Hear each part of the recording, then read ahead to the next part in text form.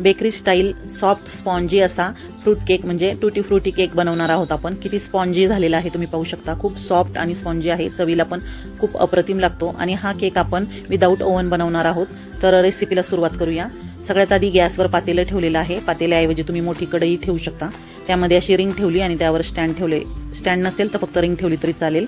आणि झाकण ठेवून प्रीहीट करायला ठेवलेलं आहे पातेलं। केकचं बॅटर बनवायच्या आधी ही प्रोसेस करायची, म्हणजे पातेलं किंवा कढई प्रीहीट करून ठेवणं गरजेचं आहे। आता ज्या भांड्यामध्ये आपल्याला केक बेक करायचं आहे ते भांडं घ्यायचं, केक टीन। इथं मी लो पॅन घेतलेला आहे किंवा केकचा जो टीन असतो तो वापरला तरी चालतो। आणि तोही नसेल तर तुम्ही इथे कुकरचं भांडं घेऊ शकता, म्हणजे ज्या भांड्यामध्ये आपण वरण भात बनवतो कुकरमध्ये लावतो ते स्टीलचा डबा तो सुद्धा वापरू शकता। फक्त हे असं आतल्या साईडने त्याला तेल लावून घ्यायचं आणि मैदा लावून घ्यायचा, मैदा डस्टिंग करून घ्यायचा, म्हणजे केक आहे ना डिमोल्ड होताना लगेच निघतो, अजिबात चिकटत नाही, भांड्याला करपत नाही, चिकटत नाही, असं सहज निघतो केक डिमोल्ड करताना। म्हणून हे असं आतल्या साईडने तेल लावून मैदा टाकून डस्टिंग करून घ्यायचं आणि एक्स्ट्राचा मैदा जो असतो तो काढून टाकायचा। तुमच्याकडे जर बटर पेपर असेल तर बटर पेपर लावला तरी चालेल, तर ज्यांच्याकडे नाही त्यांनी असं करायचं। माझ्याकडे बटर पेपर पण आहे म्हणून मी थोडासा बटर पेपर खालच्या बाजूने लावत आहे। तुमच्याकडे नसेल तर तुम्ही नाही लावला तरी काहीच हरकत नाही, मैद्याने डस्टिंग करून घ्या। आता इथे पातेलं घेतलेलं आहे, पातेल्यामध्ये आता आपल्याला केकचं बॅटर बनवायचं आहे। त्यासाठी इथे मी बटर घेतलेलं आहे, रूम टेम्परेचरवरचं बटर आहे, म्हणजे फ्रीजमधून आधीच तासभर काढून ठेवलेलं आहे बाहेर। केकसाठी लागणारं सर्व साहित्य आपल्याला रूम टेम्परेचरवरचंच पाहिजे, थंड किंवा गरम नको आहे, नाहीतर मग केक व्यवस्थित फुगत नाही। तर इथे 75 ग्रॅम रूम टेम्परेचरवरचं बटर घेतलेलं आहे मी, म्हणजे जे 100 ग्रॅमचं पॅकेट येतं त्यातलं 75 ग्रॅम काढलेलं आहे आणि तेवढं घेतलेलं आहे। तुम्हाला आवडत असल्यास तुम्ही 100 ग्रॅम पण टाकू शकता। तर आता इलेक्ट्रिक बीटरच्या साहाय्याने मी बीट करून घेत आहे। तुमच्याकडे जर इलेक्ट्रिक बीटर नसेल तर तुम्ही हँड विस्करनी करा, किंवा तेही नसेल तर मिक्सरवर तुम्ही करू शकता, सेम प्रोसेस तुम्ही मिक्सरवर करा। तर हे आता 2-3 मिनिटं चांगलं हलकं होत तोपर्यंत बीट करून घ्यायचं आहे बटर। तर 2-3 मिनिटानंतर हे चांगलं बीट झालेलं आहे, जरा हलकं झालं, कलर थोडा चेंज झाला आहे। आता 3/4 कप पावडर शुगर घेतलेली आहे, म्हणजे पिठी साखर घेतलेली आहे।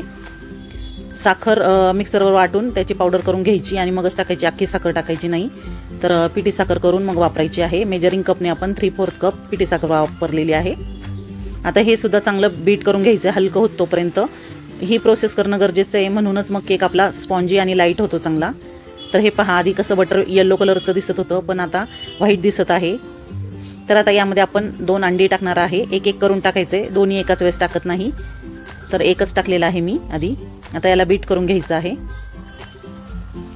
आता एक बीट केल्यानंतर पुन्हा राहिलेलं दुसरं अंड टाकलेलं आहे, हे पण चांगलं बीट करून घ्यायचं आहे। आता इथे आपण 1 कप मैदा आणि अजून 1/4 कप मैदा, म्हणजे 1/4 कप मैदा घेतलेला आहे। मेजरिंग कपने 1/4 कप मैदा घेतलेला आहे, आपण चाळूनच वापरायचे आपल्याला। तर आता यावर 1 टीस्पून बेकिंग पावडर घेतलेली आहे। आता हे चाळून घ्यायचे, म्हणजे याच्यामध्ये गुठळे असतील तर त्या निघून जातात। आता हे व्यवस्थित आपल्याला मिक्स करून घ्यायचं आहे, पण त्याआधी आपण यामध्ये इसेन्स टाकणार आहोत।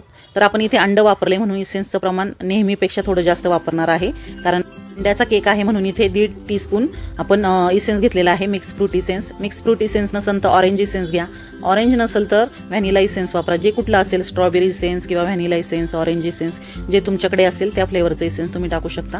आता इसेन्स टाकल्यानंतर चांगलं बीट करून घेतलेलं आहे, मिक्स करून घेतलं आहे। आता यामध्ये अर्धा कप टूटी फ्रुटी घेतलेली आहे आणि टूटी फ्रुटी खाली केकमध्ये तळाला बसू नये म्हणून यामध्ये 1 ते 2 चमचे मैदा टाकायचा आणि मिक्स करून घ्यायचा, म्हणजे ना टूटी फ्रुटी केक बेक झाल्यानंतरही सगळी व्यवस्थित पसरून राहते, अशी खाली तळाला जाऊन बसत नाही, म्हणून ही असं करणं गरजेचं आहे, मैदा टाकणं। आता मैदा टाकून व्यवस्थित मिक्स करून टूटी फ्रुटी आपण या बॅटरमध्ये टाकलेली आहे। आता हलकसंच बीट करून घ्यायचं आहे, कारण आपण आता यामध्ये बेकिंग पावडर वापरलेली आहे। बेकिंग पावडर टाकल्यानंतर जास्त बॅटर मिक्स करायचं नाही। आता हे थोडंसं घट्ट वाटतंय म्हणून इथं 3 टेबलस्पून पाणी टाकलेलं आहे मी। हा टूटी फ्रुटी केक जो असतो तो जास्त त्याचं बॅटर पातळ करायचं नाही, घट्टच लागतं। 3 टेबलस्पून पाणी टाकून मी हे मिक्स करून घेतलेलं आहे। आता आपलं गॅसवर पातेलं तसंच आहे, गरम व्हायला ठेवलेलं, प्रीहीट व्हायला। आता आपण हा केक टीन रेडी करून ठेवला होता, त्यामध्ये हे बॅटर ओतून घ्यायचंय। आणि आता इथून पुढची प्रोसेस पटकन करायची म्हणूनच आधी आपण केक टीन रेडी करून ठेवलं होतं आणि पातेलं प्रीहीट व्हायला ठेवलं होतं, कारण हे बॅटर ओतल्यानंतर असं बाहेर ठेवायचं नाही, लगेचच केक बेक करायला ठेवायचं आहे। आता हे असं थोडं आदळून घ्यायचं, म्हणजे त्याच्यामध्ये एअर बबल असतील तर ते निघतात। आता वरनं थोडंसं मी अजून टूटी फ्रुटी टाकत आहे, छान दिसतं म्हणून। आता आपलं पातेलं प्रीहीट झालेलं आहे, गॅस चालूच आहे। आता त्यामध्ये स्टँडवर टीन ठेवलेला आहे मी केकचा आणि झाकण ठेवून आपल्याला हे अर्धा तास बेक करून घ्यायचं आहे लो फ्लेमवर। तर अर्ध्या तासापेक्षा जास्त वेळही लागू शकतो। आता आपलं पातेलं किती मोठ्या साईजचं आहे किंवा कढई किती मोठ्या साईजची त्यानुसार बेक व्हायला कमी जास्त वेळ इकडे तिकडे होऊ शकतो। आता अर्ध्या तासानंतर मी चेक करून पाहिलं तर सुरीला अजून बॅटर लागतंय, म्हणजे केक झालेला नाहीये। मी अजून 5 ते 10 मिनिटं लो फ्लेमवर शिजवून घेतलेला आहे। आता चेक करूया। तर हे पहा, सुरीला अजिबात लागलेलं नाही, म्हणजे हा आपला टूटी फ्रूटी केक एकदम व्यवस्थित बेक झालेला आहे। म्हणजे मला इथे 35 ते 40 मिनिटं लागली हा केक बेक व्हायला लो फ्लेमवर। पातेल्यामध्ये आपण अजिबात मीठ किंवा पाणी नव्हतं टाकलं, कोरडंच पातेलं होतं, अजिबात जळत नाही असा विदाऊट ओव्हनचा छान केक होतो, तुम्ही पाहू शकता। आता हे पूर्ण थंड झाल्याशिवाय डिमोल्ड करायचं नाही, केक टीन पूर्णपणे थंड होऊन द्यायचा। आता हा पूर्ण थंड झालेला आहे म्हणून मी काढून घेतलेला आहे। आता याचा बटर पेपर मी जो लावला होता तो काढून घेत आहे। तर तुम्ही पाहू शकता किती छान रंग आलेला आहे। आपण हा विदाऊट ओव्हनचा केलेला आहे तरी किती सुंदर सगळ्या बाजूने बेक झालेला आहे आणि स्पॉन्जी झालेला आहे, कुठेही करपलेला नाही आणि चवीला पण खूप छान लागतो। लहान मुलं तर खूप आवडीने खातील असा हा केक आहे आणि घरच्या घरी बनवायला अगदी सोपा आहे। तर किती छान स्पॉन्जी असा आपला केक झालेला आहे। तुम्ही पहिल्यांदा जरी केला हा केक तरी बिघडणार नाही, एवढा परफेक्ट जमणार असा हा केक आहे, बनवायला सोपा आहे। तर आता याचे मी पीसेस करून घेत आहे।